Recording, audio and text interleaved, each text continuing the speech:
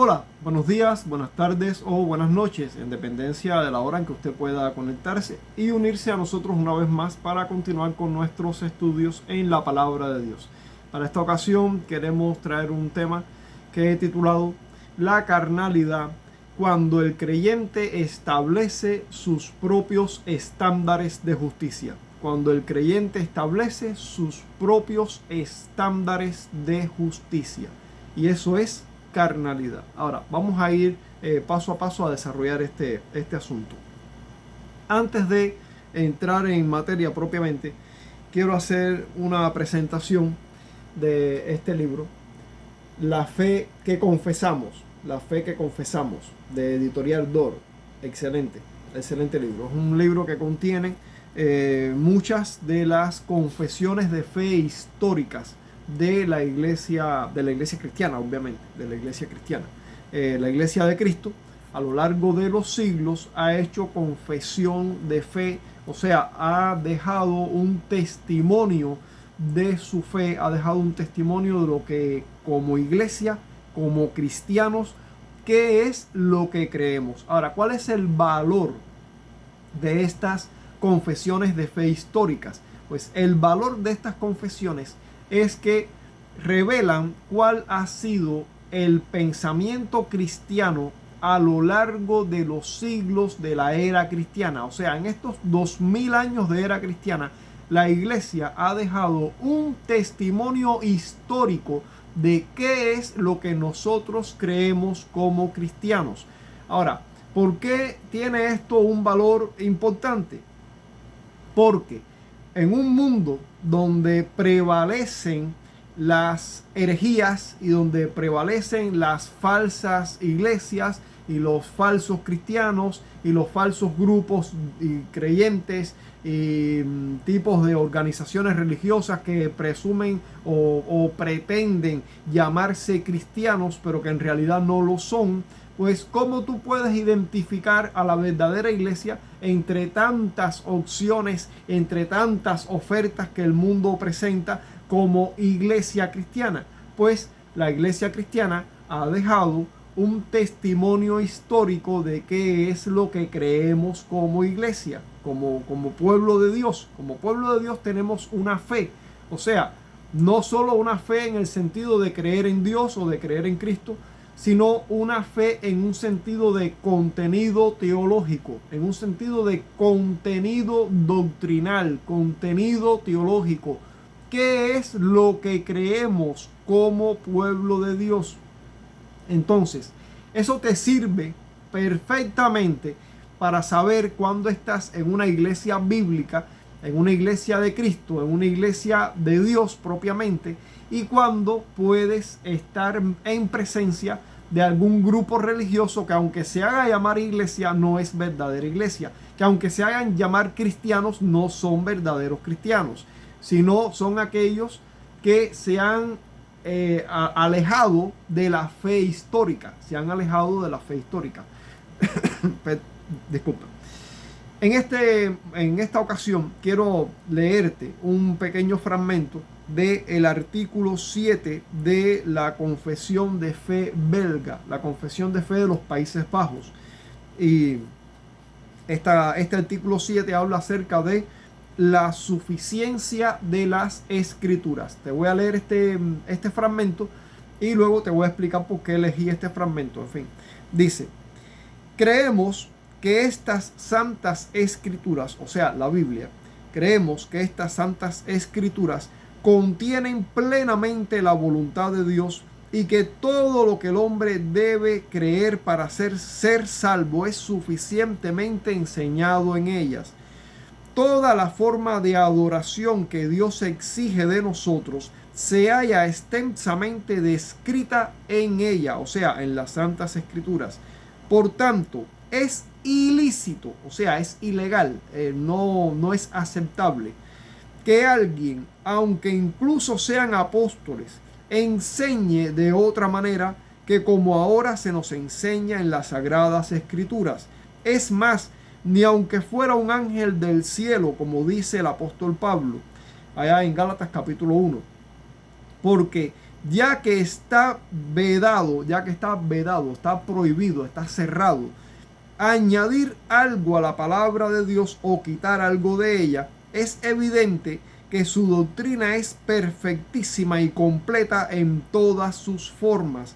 No podemos considerar ningún escrito de hombres, por santos que estos hombres hayan sido, de igual valor que las divinas escrituras. O sea, no podemos considerar ningún escrito de ningún hombre, por santo, por limpio, por pío que haya sido este hombre, y sus escritos no están a la altura de las sagradas escrituras. Ni debemos considerar la costumbre, ni la mayoría, o la antigüedad, o la sucesión de los tiempos, o las personas, o los concilios, decretos o resoluciones con la verdad de Dios. O sea, no podemos asumir que las costumbres, la sucesión de los tiempos, la mayoría de las personas, la antigüedad de algo, los concilios o decretos que alguien o algunos grupos hayan determinado, no podemos considerar que estas cosas sean en esencia, sean la verdad de Dios, pues la verdad está sobre todas estas cosas.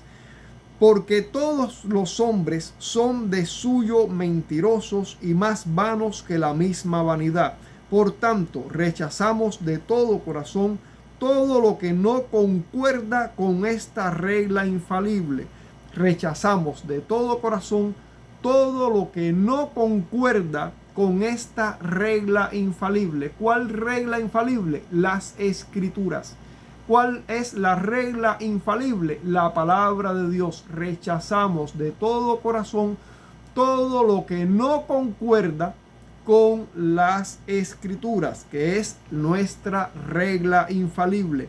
Según nos enseñaron los apóstoles diciendo, probad los espíritus si son de Dios. Asimismo, si alguno viene a vosotros y no trae esta doctrina, no lo recibáis en casa ni le digáis bienvenido, porque el que recibe en casa y el que le dice bienvenido a los que no practican, a los que no son conformes a las sagradas escrituras, nuestra regla infalible, dice, el que le da bienvenida a estas personas, dice, participa de sus malas obras. Así lo enseñó el apóstol Juan allá en sus cartas.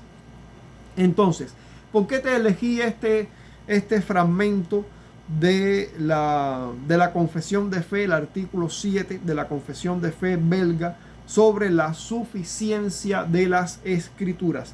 Porque hoy por hoy está muy de moda que los hombres en general asuman una expresión: yo creo en Dios a mi manera. Yo creo en Dios a mi manera.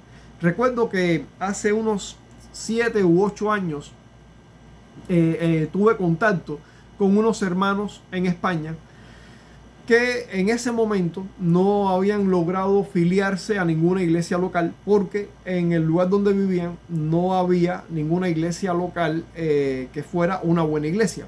No había una buena iglesia. Habían 2 o 3 por ahí, pero no eran buenos referentes, no eran lugares aceptables. Entonces ellos decidieron quedarse, o sea, reunirse en una casa, en la casa de uno de ellos, y tener una especie de tiempo devocional en conjunto hasta que encontraran pues una iglesia local a la cual afiliarse, a la cual pudieran afiliarse.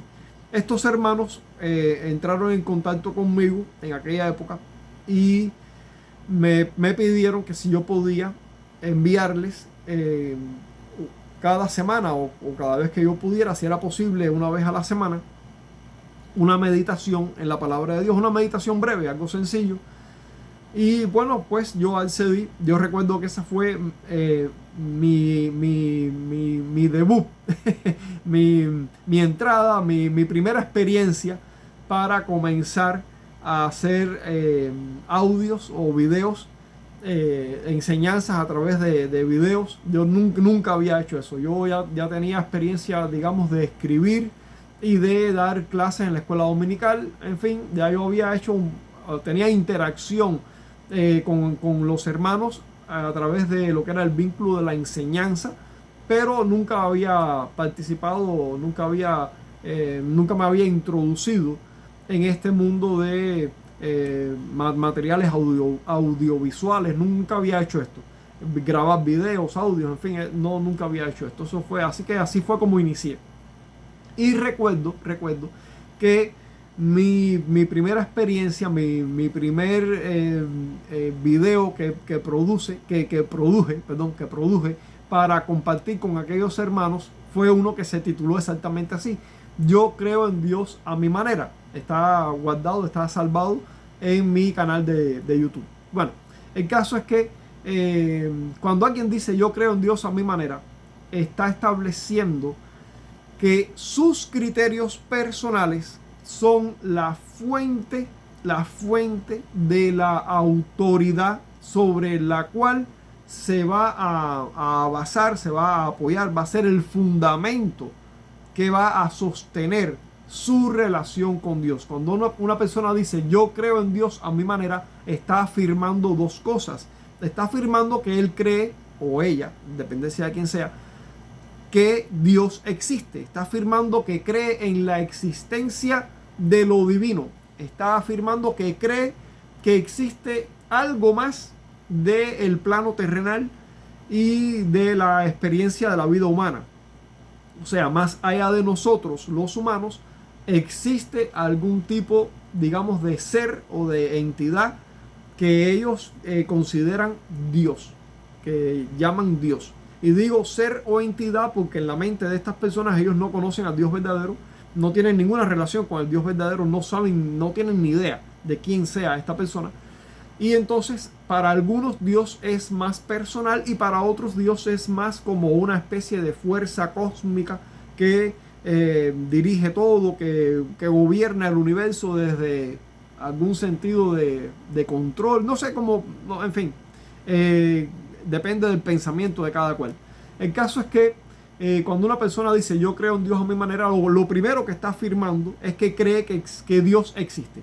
Cree que Dios existe. Como quiera que sea ese Dios, él cree que existe algo más que nosotros, algo que nos supera a nosotros en el plano humano. O sea, existe la divinidad de alguna manera. Eso es lo primero que afirma esa expresión. Yo creo en Dios a mi manera. Yo creo en Dios. Está afirmando esa primera parte. Yo creo que Dios existe. Ahora, la segunda parte es la parte, digamos, de el corazón de esa fe, de esa forma de fe. Y es que dice a mi manera. A mi manera significa que es la persona en cuestión, de manera particular, quien establece sus propios criterios y su propia forma, sus propias normas, sus propias reglas, sobre las cuales Dios, ese Dios en el que esa persona cree, pues tiene que someterse a sus criterios personales para que de esa manera entonces tener o mantener algún tipo de relación o comunión con Dios. Por supuesto, entendemos que eso simplemente no funciona. No funciona.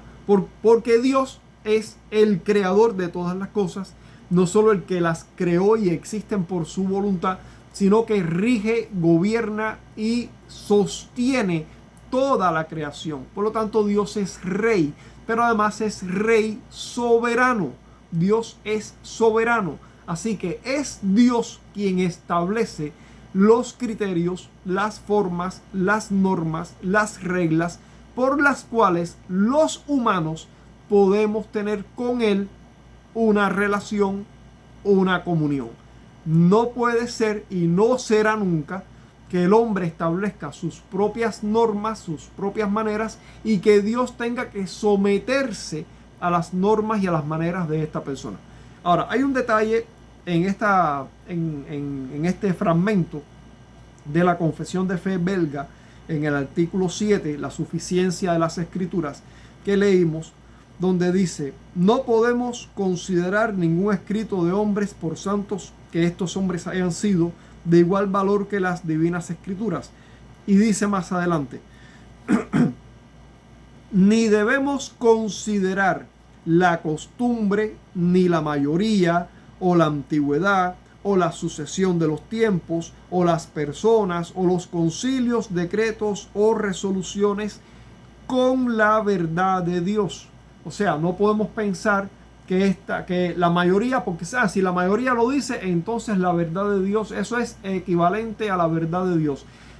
No, porque todo el mundo lo hace. Eso es equivalente a la verdad de Dios. Eso es aceptable, para decirlo de una manera que se entienda más exactamente. No, entonces, si todo el mundo lo hace, entonces podemos asumir que es aceptable. Yo voy a participar de determinada actividad porque a fin de cuentas, es que esta actividad es tendencia en las redes. Es tendencia en las redes. Como es tendencia en las redes, y todo el mundo lo hace, o sea, no es todo el mundo absolutamente. La persona que dice todo el mundo lo hace, simplemente está tomando de manera muy ligera, muy liviana, el hecho de que puede haber un gran número de personas que participen de determinada actividad.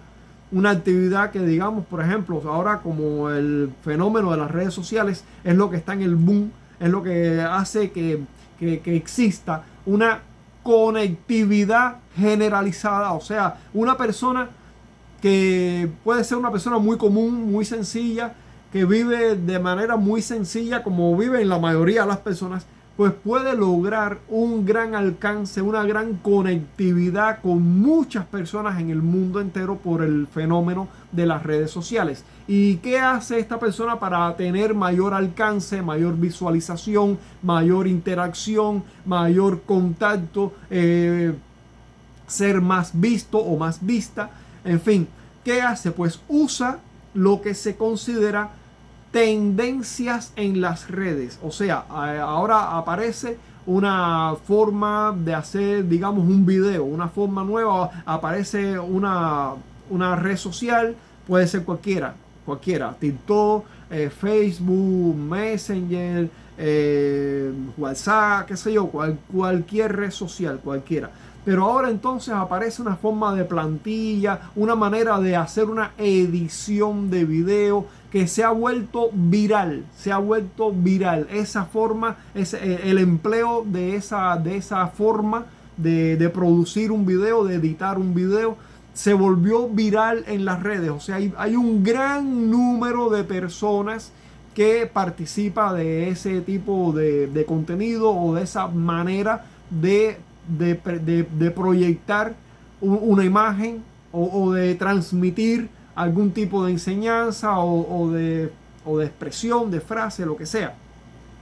Y entonces se acude al empleo de lo que se llaman las tendencias en las redes sociales para lograr tener una mayor visualización, para poder, digamos, competir entre millones y millones de personas para ser visto, para tener mayor visualización, para tener mayor alcance, para crecer el número de seguidores o el número de likes o de corazoncitos, en fin, lo que sea que quieras lograr con eso. Entonces, ¿qué sucede? Que muchas veces se recurre al empleo de estas cosas, pero muchas veces también sucede que la plantilla ya viene preconfigurada con algún tipo digamos, de escenario, en el cual va a aparecer tu imagen, la imagen tuya, o sea, la imagen de tu persona, la imagen con la que tú eres reconocido o reconocida, en dependencia de quién seas, en las redes sociales, cómo te presentas delante de ese inmenso mundo, delante de todas esas personas, y cómo es que estás buscando la aceptación, la popularidad entre millones y millones de usuarios de esas redes. Ahora, ¿qué pasa con la prefiguración, con el contenido prefigurado que ya está hecho en esas plantillas que quieres usar, que quieres emplear para tener alcance en tus publicaciones. ¿Qué sucede con eso? Que eso está diseñado en un mundo que no es cristiano, en un mundo que no responde a los intereses del reino de Dios, a los intereses de los valores del reino de Dios. O sea, no responde a la santidad de Dios, no responde al carácter de Cristo, no responde a las enseñanzas de la fe cristiana, no responde a la manera en la que una persona se presenta para dar testimonio de Cristo, no responde a nada de eso. Responde únicamente a algún tipo de forma de mundanalidad. Solo responde a algún tipo de forma de mundanalidad que da complacencia a la carne. Solamente hace eso, no hace otra cosa. Entonces, cuando tú utilizas este tipo de contenido para alcanzar visualización, para alcanzar mayor número de seguidores, para alcanzar mayor número de aprobación, de likes, de corazones, en fin. Cuando tú haces esto, tú estás dando un mensaje en el que estás diciendo que tú estás de acuerdo, que tú haces validación de estas cosas mundanas. De estas cosas mundanas donde Dios no recibe gloria, donde Dios no recibe ningún tipo de honra ni reconocimiento, donde la santidad de Dios brilla por su ausencia. La santidad de Dios en ese asunto brilla por su ausencia total. Pero tú das validación y aprobación de estas cosas porque tu único interés es alcanzar visualizaciones, tener mayor alcance, tener mayor número de seguidores, tener mayor número de aprobación, de likes, en fin. Como ese es tu único interés y tu único deseo, entonces tú estableces como aceptable aquello que la Biblia define como mundanalidad y carnalidad. A ver, porque aquí el creyente infantil, el creyente mediocre, el creyente inmaduro, dice, no, pero es que la Biblia no dice nada de redes sociales, la Biblia no habla de TikTok, la Biblia no habla de videos, ok. La Biblia dice, y esto sí lo dice la Biblia, que todo lo que hagamos, todo, absolutamente todo lo que hagamos en este mundo, sea hecho para la gloria de Dios. Ahora, si tú estás haciendo algo y estás participando de algo y estás validando algo y estás aprobando algo y te estás alineando con algo donde solo hay mundanalidad, solo hay carnalidad, donde no hay gloria de Dios, donde no hay santidad de Dios, donde no hay santidad cristiana, donde no hay testimonio de Cristo, donde no hay sal y luz del mundo, donde no hay obediencia a la palabra de Dios, donde Dios brilla por su ausencia, en todo eso estás cumpliendo con el requisito de dar a Dios toda la gloria en todas las cosas. No lo estás haciendo. O sea, la Biblia no tiene que hablar explícitamente de redes sociales, no tiene que hablar de TikTok, no tiene que hablar de edición de video, no tiene que hablar de ninguna de estas cosas modernas, no tiene que hablar de ninguna de estas cosas. Sencillamente hay principios establecidos en la palabra de Dios que nos dicen que debemos actuar en conformidad. Debemos actuar como hijos de Dios, debemos actuar en conformidad con el carácter santo de Dios. Con el carácter santo de Dios. La Biblia dice, sed imitadores de Dios como hijos amados. O sea, ¿de qué manera tú proyectas una imagen tuya en un ambiente de pura mundanalidad y puedas afirmar que en eso tú estás imitando a Dios como un hijo amado? Entonces, cuando tú vas a los principios de la palabra de Dios, es suficiente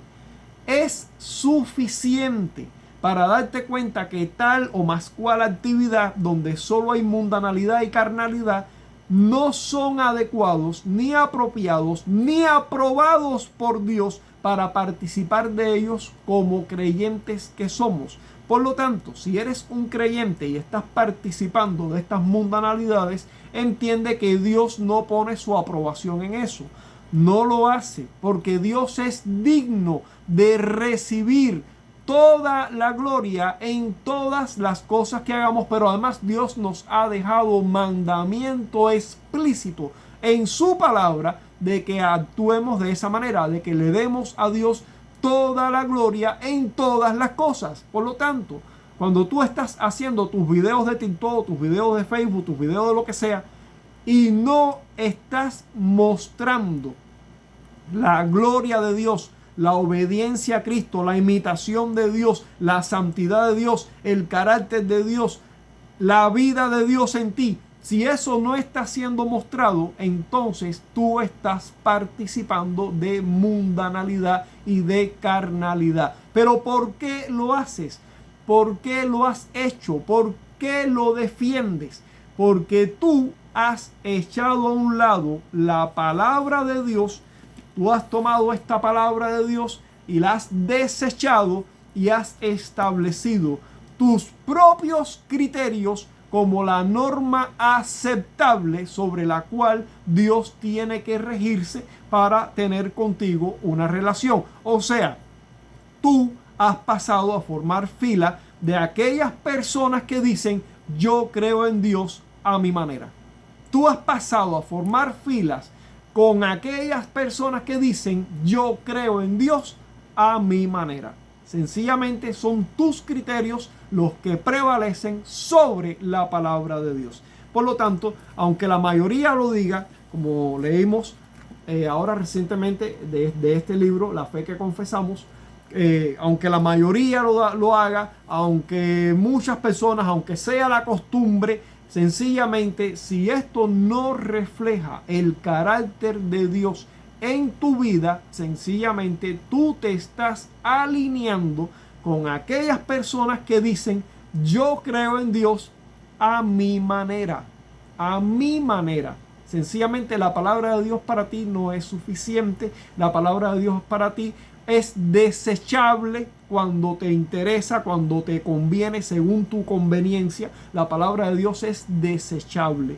Así funciona alguien que dice yo creo en Dios a mi manera. Entonces, la carnalidad. Cuando el creyente establece sus propios estándares de justicia. Dice allí en Romanos capítulo 10 versos 2 y 3. Vamos a leer la palabra allí.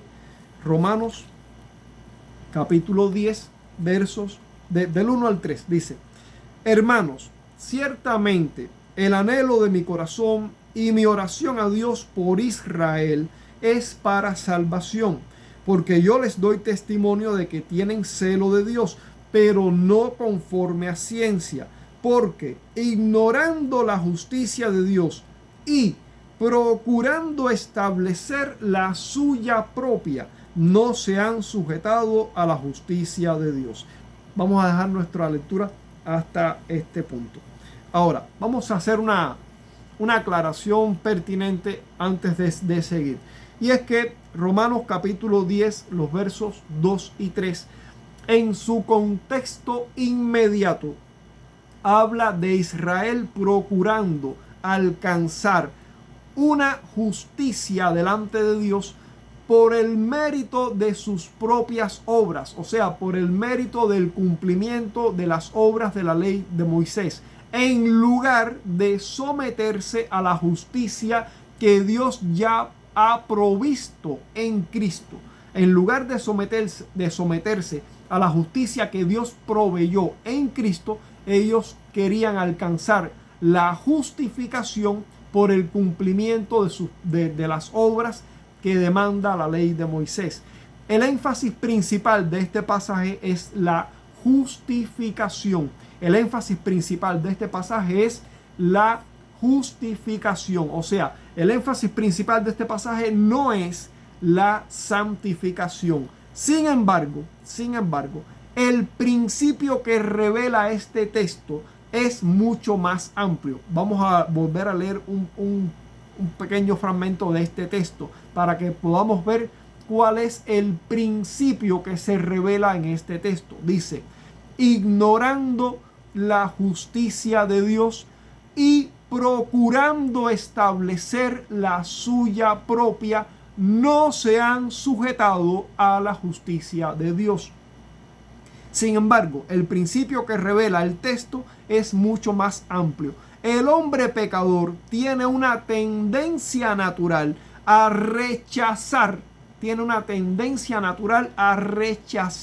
la autoridad de Dios para establecer su propio criterio de lo que considera que es justo o que es aceptable, de lo que él considera en su propio juicio, de lo que es justo o de lo que es aceptable. Ese principio puede aplicarse legítimamente al creyente que comienza a justificar una vida de concesiones carnales, una vida de concesiones mundanales, cuando acepta ciertas cosas que provienen del mundo y rechaza los principios emitidos en la palabra de Dios. Rechaza los principios emitidos en la palabra de Dios para establecer su criterio como la norma de lo que es aceptable. O sea, es lo mismo que hace aquella persona que dice: yo creo en Dios a mi manera. Establece sus propios principios, sus propios criterios como lo que es aceptable y pretende que Dios se someta a ese principio o a ese criterio suyo y así entonces mantener una relación con Dios. Pero esto no funciona. No funciona por una simple razón. Dios nunca se rebaja al nivel de nuestra carne. Dios nunca se rebaja. Dios nunca rebaja sus estándares de justicia, sus estándares de santidad. Dios nunca lo rebaja. Dios nunca negocia ni hace concesión con nuestra carne. Nunca lo hace y nunca lo hará. Por eso no funciona. No funciona así. Entonces, aunque el texto de Romanos capítulo 10 versos 1 al 3 tienen un contexto, en su contexto inmediato, tienen un énfasis en la justificación. No obstante, hay un principio revelado en ese mismo contenido. Hay un principio revelado que es mucho más amplio que la sola justificación. O sea, que es un principio que puede aplicarse para nuestra vida de santificación. Así que cuando un creyente, alguien que ya ha recibido a Cristo en su vida como Señor y Salvador, pero que en su vida ahora personal quiere seguir viviendo con Dios, pero a la vez sin renunciar a sus deseos, a los deseos de su carne, no quiere renunciar a los deseos de su carne, quiere darse libertades, quiere darse satisfacciones particulares, personales, que agradan a su carne. Esta persona en ese contexto está haciendo exactamente lo que hacían estos israelitas de los cuales Pablo está hablando.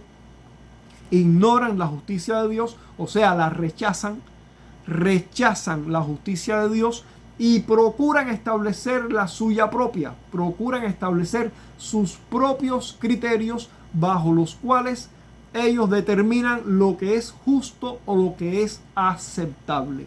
Por lo tanto, eso es carnalidad, eso es mundanalidad y eso sencillamente no va a funcionar delante de Dios. Toda rebelión comienza mucho antes de manifestarse en la conducta visible. O sea, cuando hay una manifestación que ya está hecha, o sea, cuando decimos manifestación es porque ya se ha hecho, es algo consumado, algo ejecutado, algo hecho, algo que se hizo. Cuando algo ya se hizo, eso es una manifestación. Antes de que se manifieste como un hecho en la conducta propia, la rebelión comenzó un tiempo antes. La rebelión no comenzó en el momento en que se manifestó, sino un momento o un tiempo antes, cuando se consideró. Cuando se consideró. Antes de manifestarse, primero está la consideración. Lo primero que ocurre es que el creyente inmaduro, el creyente infantil, el creyente que quiere vivir en su carnalidad, lo primero que hace es considerar sus criterios como la norma aceptable delante de Dios y rechaza la palabra de Dios como la norma aceptable. Si Dios dice una cosa, pero esto no va en línea, esto no se acomoda al placer de la carne, y este creyente quiere darse el placer de la carne, entonces él lo que hace es que desecha la palabra de Dios y establece su propio criterio como la norma de autoridad, como la norma de lo que es aceptable o justo, y quiere o pretende que Dios se someta a ese criterio personal, lo cual no sucede, lo cual simplemente no sucede. Entonces, la rebelión comienza cuando el corazón deja de someterse a la palabra y a la autoridad de Dios y comienza a emitir sus propios juicios acerca del bien y del mal, acerca de lo que es aceptable o no. La caída de Adán y Eva no consistió simplemente en comer del fruto del árbol del bien y del mal, del conocimiento del bien y del mal. La caída no consistió simplemente en comer, porque comer fue ya el acto ejecutado, fue la consumación fue la manifestación de la rebelión que comenzó antes de esa manifestación. La rebelión comenzó en la mente. La rebelión comenzó cuando Adán y Eva consideraron que su criterio personal era mejor que el criterio de Dios. Cuando Dios dice, no comerás de ese árbol, pero después ellos dijeron, el árbol es bueno para comer. Yo considero que sí. Yo creo que sí puedo comer. Es más, yo voy a comer de ese árbol. Cuando ellos consideraron eso, ahí comenzó la rebelión. O sea, la rebelión no comenzó en el momento de la manifestación de la conducta, sino en el momento de la consideración del criterio. Ahí comenzó la rebelión. Desde entonces, ese mismo principio gobierna toda expresión de pecado. Toda carnalidad comienza rebajando la autoridad de Dios. Toda carnalidad comienza cuando se rebaja el estándar de justicia de la autoridad de Dios. En Génesis capítulo 3, verso 6 dice, y vio la mujer que el árbol era bueno para comer. Dios ya había dicho, no comerás. Dios ya había dicho, el día que comas de ese árbol morirás. Pero la mujer dijo, yo creo que es bueno para comer. Eva dijo en la práctica, pues yo considero que sí. Dios dice que no, pero yo considero que sí. Ahí, en el momento de la consideración, ahí comenzó la rebelión. Allí nació la autonomía humana.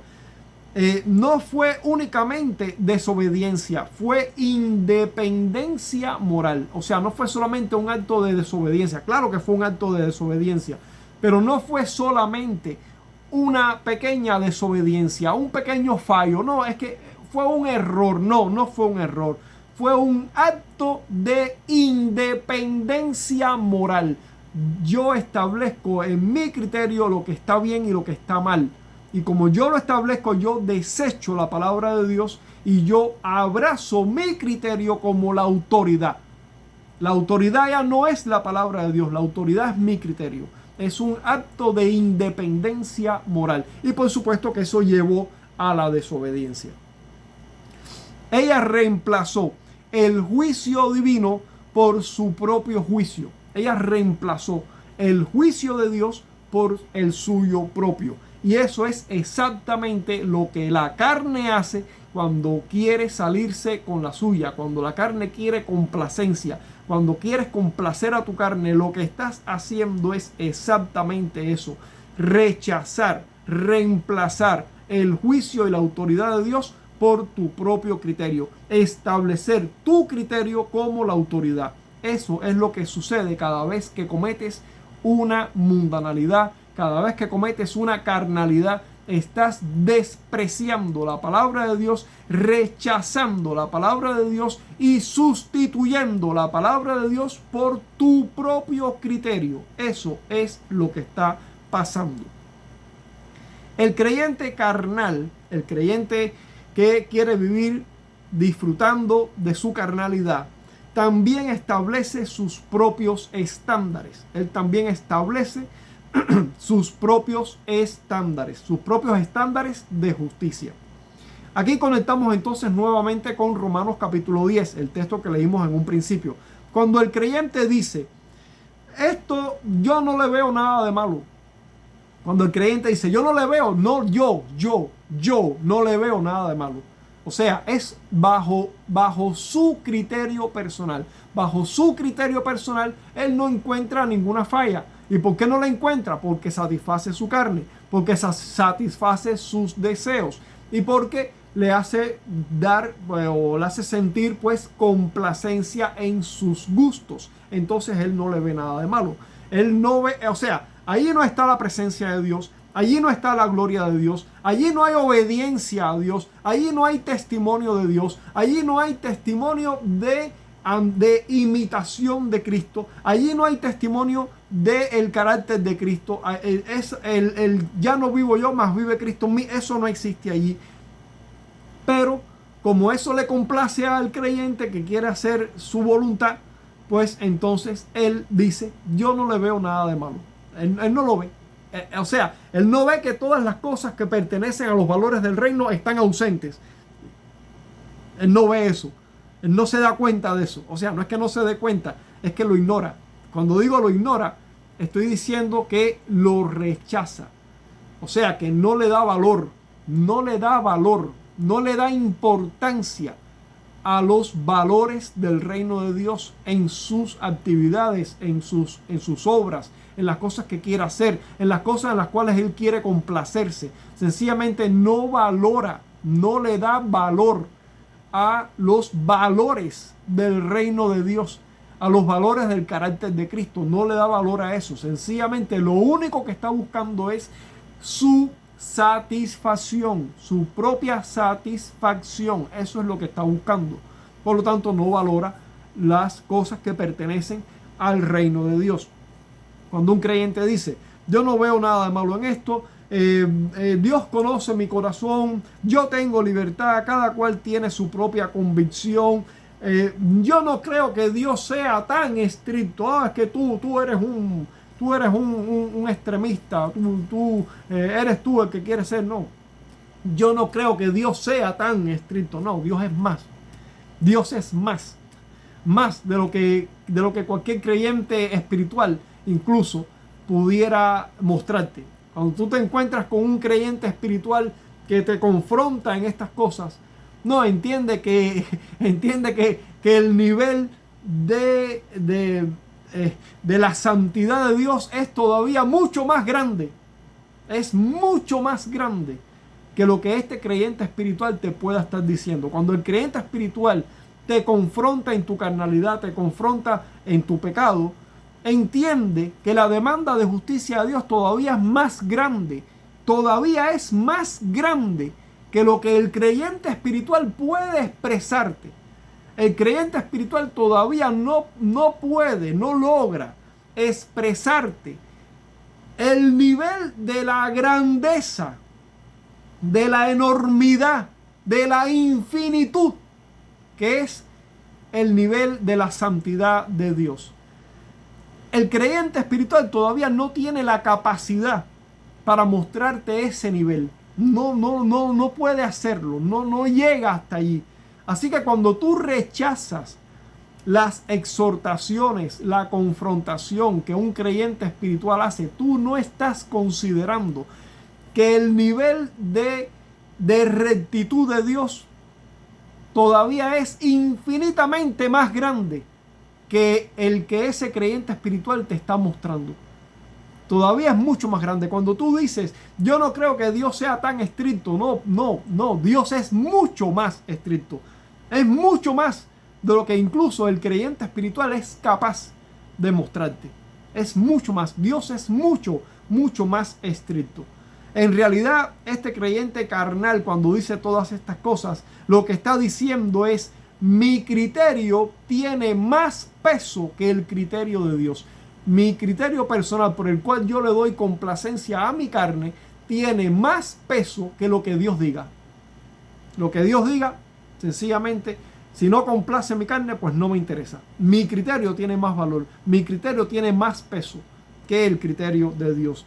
Ya este creyente carnal no se pregunta ¿qué agrada al Señor? Ya él no se pregunta eso. ¿Qué agrada al Señor? Ahora se pregunta ¿qué me parece aceptable a mí? ¿Qué es lo que a mí me parece aceptable? ¿Qué es lo que me apetece o qué es lo que complace a mi carne? Eso es lo que se pregunta el creyente carnal. En cambio, o sea, ese cambio revela que Cristo ha dejado de ser el centro de su vida y que ahora el yo es el nuevo centro de su vida. O sea, ha vuelto a las cadenas de su pecado. Ha regresado a las cadenas de su pecado. La carnalidad no es un pequeño error. La carnalidad no es un pecado pequeño. No, la carnalidad no es un pequeño pecado. Muchas veces se habla de estos cristianos carnales como si fuese una categoría normal. Está el cristiano carnal, el cristiano maduro, como si fueran categorías normales dentro del cristianismo. No, sencillamente no. El hecho de que hayan cristianos carnales no significa que esto sea una categoría aceptable. No significa que sea una categoría aceptable. Significa que hay creyentes que son creyentes, pero que viven en desobediencia y en una desobediencia abierta muchas veces, y que para ellos se ha vuelto un estilo de vida normal, vivir en la desobediencia, vivir en la no entrega a la autoridad de Dios. Para ellos se ha vuelto natural, se ha vuelto un estilo de vida normal, una forma de cristianismo normal. Por supuesto, eso haya lugar o eso haya cabida en las expresiones del cristianismo liberal, sobre lo cual ya expliqué en un video anterior que es una religión del diablo. El cristianismo liberal es una religión del diablo. Y el creyente carnal pues haya su forma de vida muy acorde dentro de los estándares del cristianismo liberal. Porque en el cristianismo liberal lo que se exalta de Dios es su benevolencia. Dios es bueno, Dios es amor. Eso es lo que se exalta como enseñanza principal dentro del cristianismo liberal. Dios es bueno, Dios es amor, Dios perdona los pecados, Dios es salvador.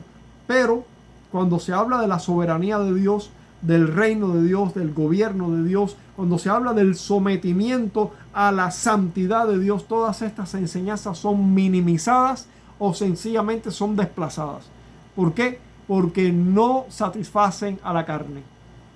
No satisfacen a la carne. El creyente liberal, el creyente carnal, quiere tener en sí mismo la tranquilidad de la salvación de Dios, quiere tener la tranquilidad del perdón de los pecados, pero al mismo tiempo no quiere someterse a la autoridad de Dios. No quiere someterse al señorío de Cristo, no quiere entregarse a la santidad, no quiere entregarse a la santidad, quiere disfrutar de su carne. Él es el creyente que asume que en esta vida hay que ser feliz a toda costa. En esta vida hay que ser feliz. Lo más importante en esta vida es ser felices. ¿Y cuál es el costo de ser felices como meta principal de la vida? Pues que tienes que darle concesiones a la carne. Tanta santidad no funciona para ser feliz en un mundo caído. Por supuesto, es una mentira del diablo, es un error, no es un error simple, es pura desobediencia, es pura rebelión, Pero el creyente carnal solo busca su propia satisfacción o desea su satisfacción como lo más importante en su vida. Desea su satisfacción en este mundo como lo más importante en su vida. No ve la santidad como lo más importante. No ve el cargar la cruz cada día y seguir a Cristo como lo más importante. No lo ve.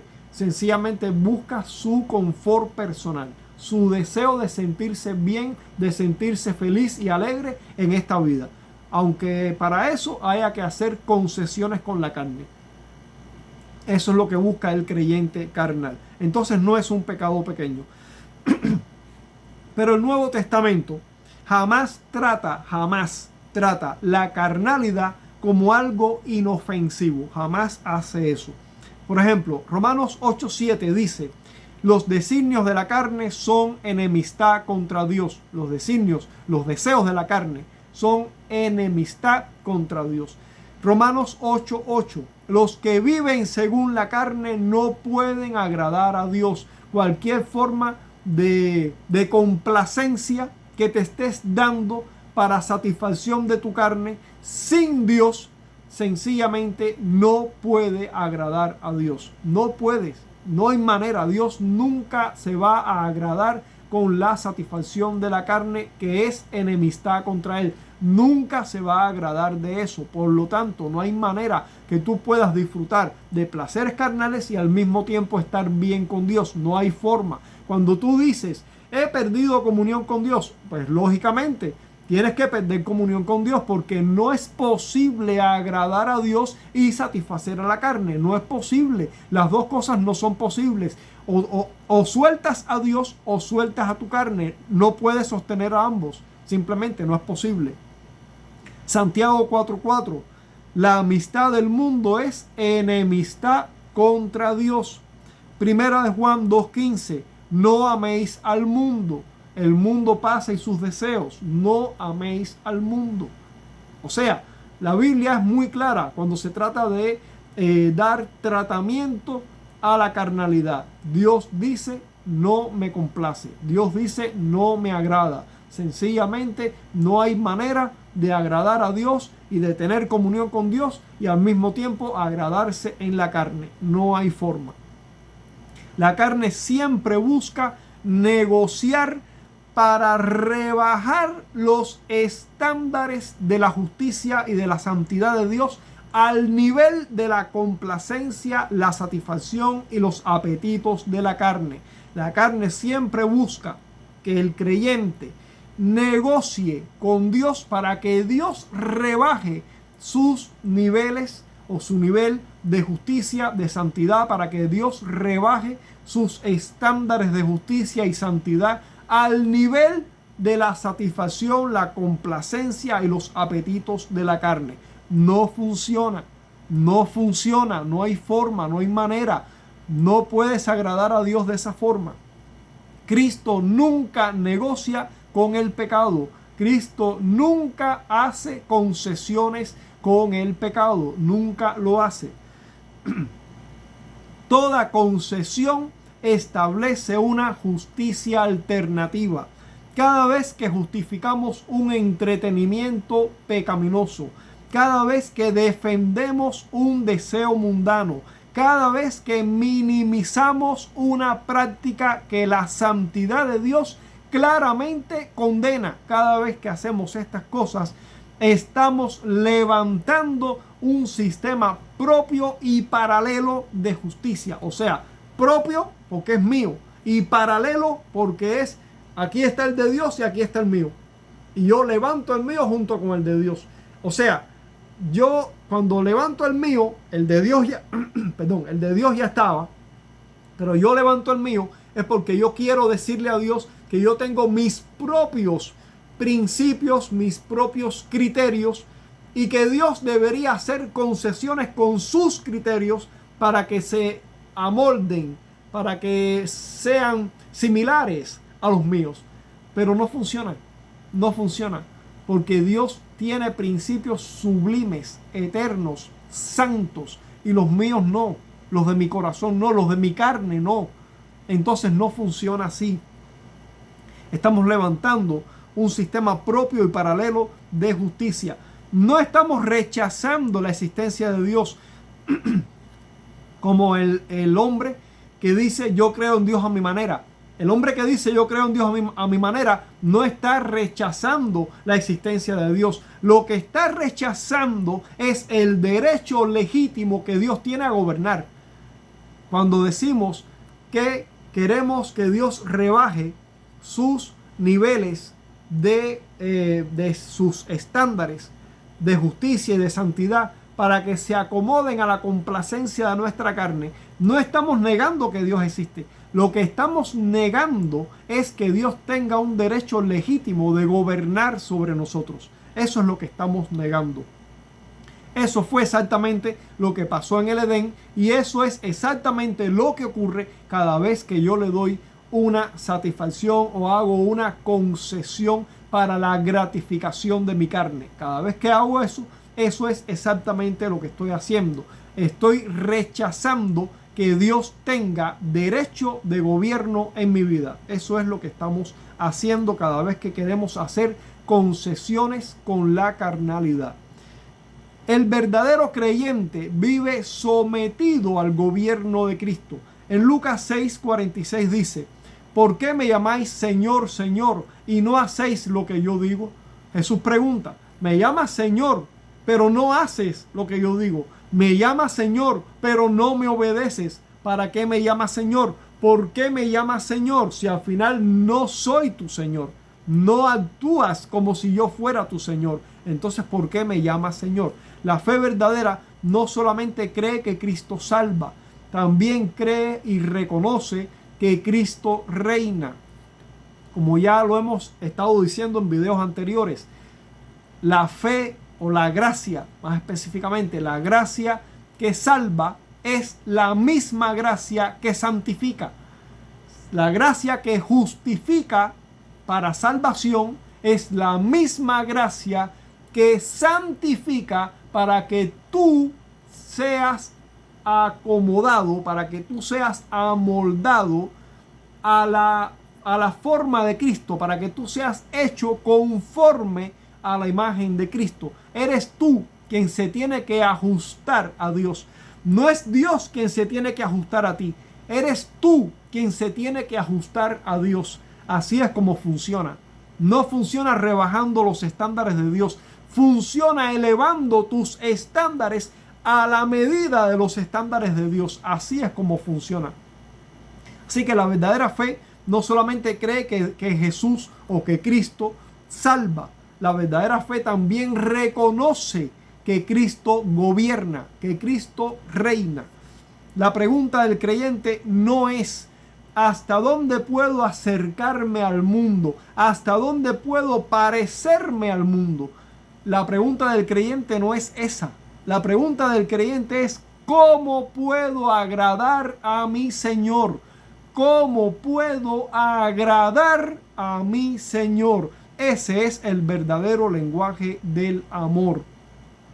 La mundanalidad nunca es meramente un asunto de gustos personales. La mundanalidad nunca es meramente un asunto de gustos personales. Es un asunto de gobierno. Es un asunto de gobierno. Cada vez que el creyente rebaja la santidad de Dios para acomodar la carne, está levantando un trono alternativo desde donde él mismo decide que es aceptable delante de Dios. O sea, cada vez que una persona, en este caso un creyente, rebaja la santidad de Dios para acomodar, para satisfacer su carne, para complacer su carne, lo que está haciendo es levantando otro trono donde Cristo no se va a sentar, donde es Él quien se va a sentar y es Él quien va a determinar, o sea, el creyente, la persona, es Él quien va a determinar lo que es aceptable. ¿Pero aceptable para quién? Pues aceptable para Él, pero aceptable para Dios. O sea, el creyente que rebaja la santidad de Dios le está diciendo a Dios, mira, yo tengo otro principio. yo tengo otro criterio. Y bajo este criterio tú debes aceptar que mi criterio es tan válido como el tuyo. Por lo tanto, tú tienes que rebajarte, tienes que rebajar tu nivel, tienes que rebajar tu santidad, tienes que rebajar tu justicia y tienes que acomodarte a mi criterio, porque mi criterio yo determino que es aceptable. Por lo tanto, eso es lo que hace un creyente cuando rebaja la santidad y la justicia de Dios. Levanta un trono alternativo donde se sienta Él y desde el cual Él determina lo que es y lo que no es aceptable.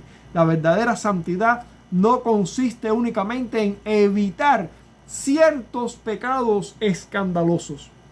No, la verdadera santidad no consiste solamente en evitar ciertos pecados, porque es que ciertos pecados ya rayan en el límite de lo escandaloso, de lo vergonzoso. Entonces no, hay que evitar esos pecados. No, la verdadera santidad no consiste solamente en evitar ciertos pecados. Consiste en rendir completamente nuestro juicio, nuestra voluntad a la voluntad y a los afectos del señorío de Cristo. Consiste en rendir completamente nuestra voluntad y nuestros afectos a los afectos del señorío de Cristo. O sea, a lo que Cristo ama. Cristo gobierna y en ese gobierno Cristo ama ciertas cosas. Cristo ama la santidad, Cristo ama la justicia. La verdadera santidad en el creyente consiste en que ahora el creyente rinde completamente su voluntad y sus afectos a los afectos del señorío de Cristo. Porque donde Cristo gobierna, el creyente deja de preguntarse ¿cuánto puedo parecerme al mundo? Comienza más bien a preguntarse ¿cuánto puedo parecerme a mi Salvador? Porque donde Cristo gobierna, el creyente deja de preguntarse ¿cuánto puedo parecerme al mundo? Más bien comienza a preguntarse ¿cuánto puedo parecerme a mi Salvador? ¿Cuánto puedo parecerme a mi Salvador?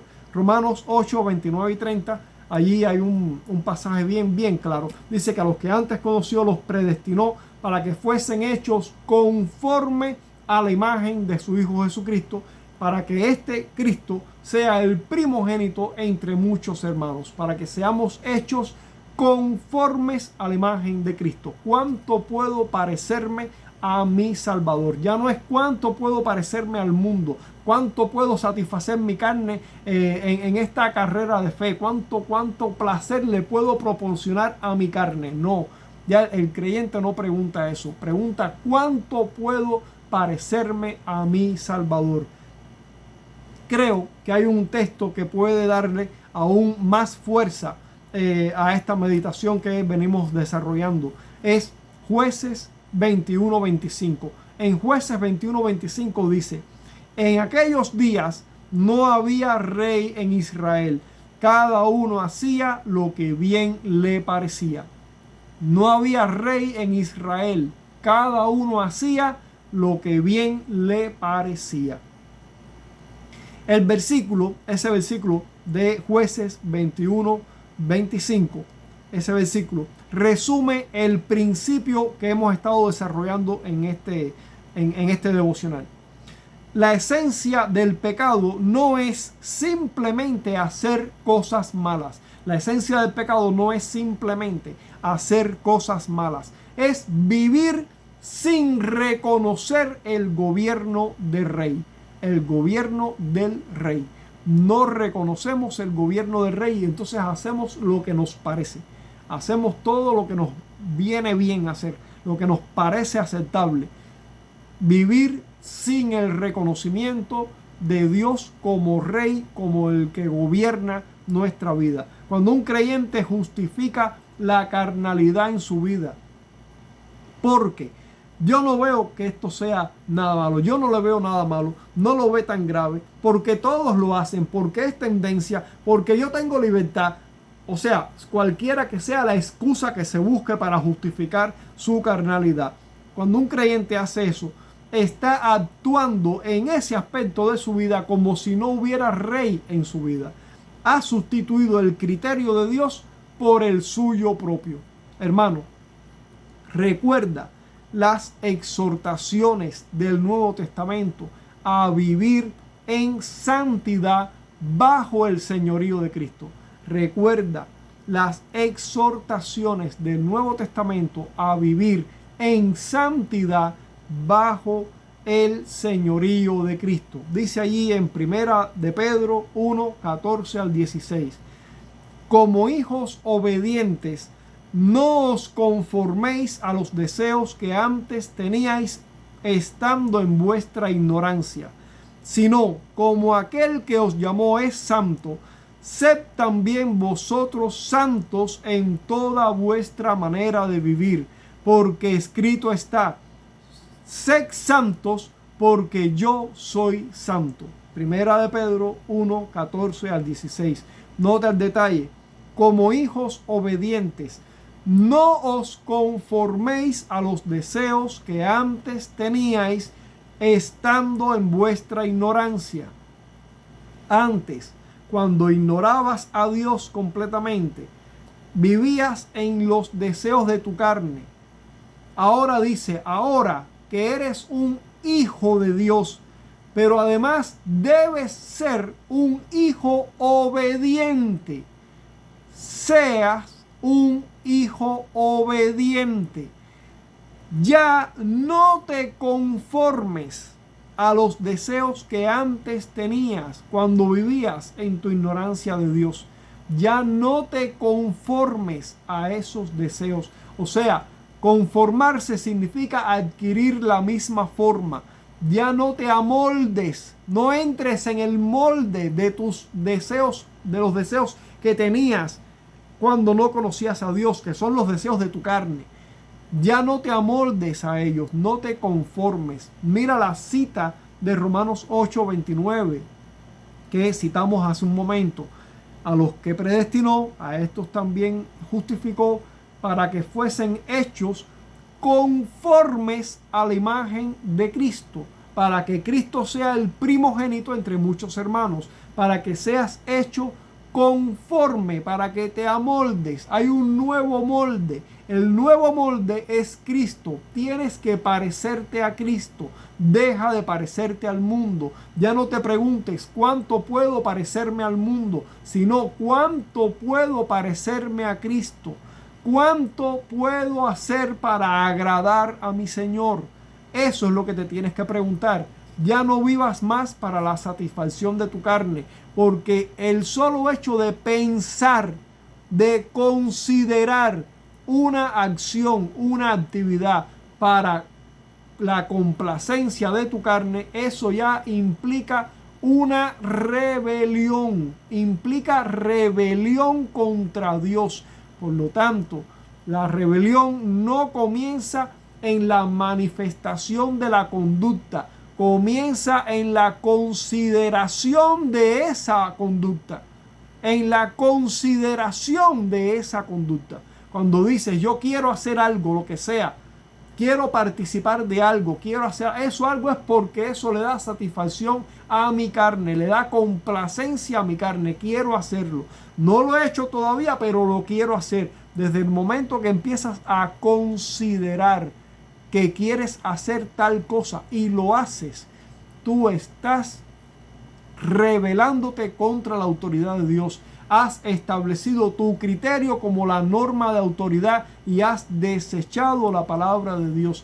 Eso se llama rebelión, se llama pecado. El pecado no comienza en la conducta, comienza en la consideración de esa conducta. Espero que te haya servido, espero que lo hayas entendido y espero que tomes consideraciones adecuadas para evitar el pecado y para caminar en pos de la santidad. Busca el arrepentimiento, busca el arrepentimiento. Si ya has hecho cosas, abandona esas cosas, deja de hacerlas, ya no las hagas más. Si hay cosas, por ejemplo, al principio hablábamos de las cosas que se hacían a través de internet, de las redes sociales, de las tendencias en redes sociales.